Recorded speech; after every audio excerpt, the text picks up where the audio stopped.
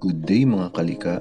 Sa video na ito ay tuturo ko kung paano malaman kung pang brake or shifter cable ang ginamit sa bike nyo. Simulan natin. Ito nasa kaliwa ang shifter. Nasa kanan naman ang brake.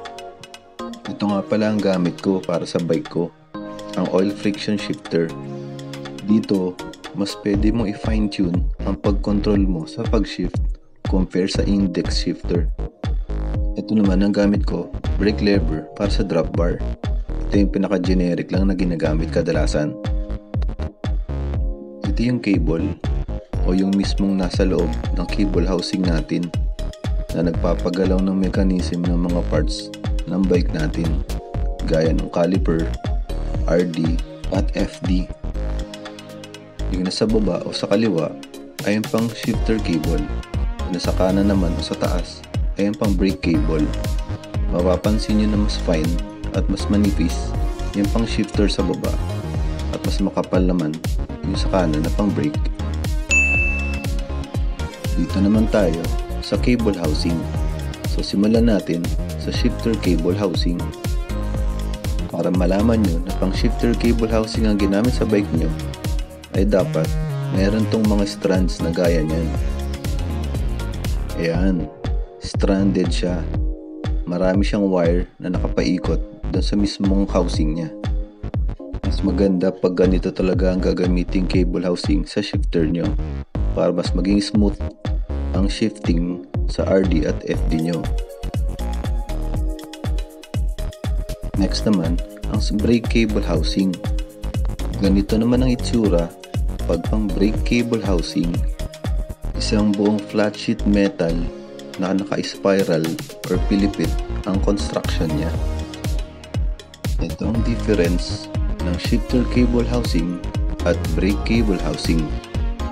Magandang malaman nyo rin ito para tama ang binibili nyo at tugma ang kinakabit sa bike nyo. Dahil brake cable housing ang kadalasang ginagamit kahit mapa-shifter man ito dahil mas mura at common. Additional tips lang. Ugaliing lagyan ng oil ang cable housing at ang mismong cable bago natin install para mas mapanatiling magandang performance, smooth at magtagal ang lifespan nito. Tuloy nyo lang lagyan ng oil hanggang dumaloy ito hanggang sa dulo. Gaya niyan.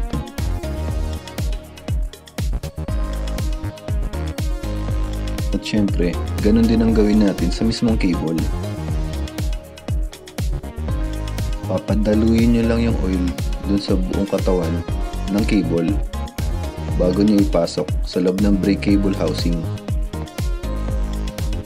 Mapapansin nyo masyadong mahaba ang cable dahil pang front brake to. Puputulin na lang natin mamaya.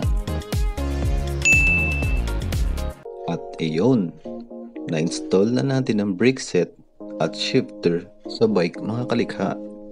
Sobrang smooth ng performance dahil tama ang ginamit nating brake cable housing, shifter cable housing, pati na rin ang mga cable nito.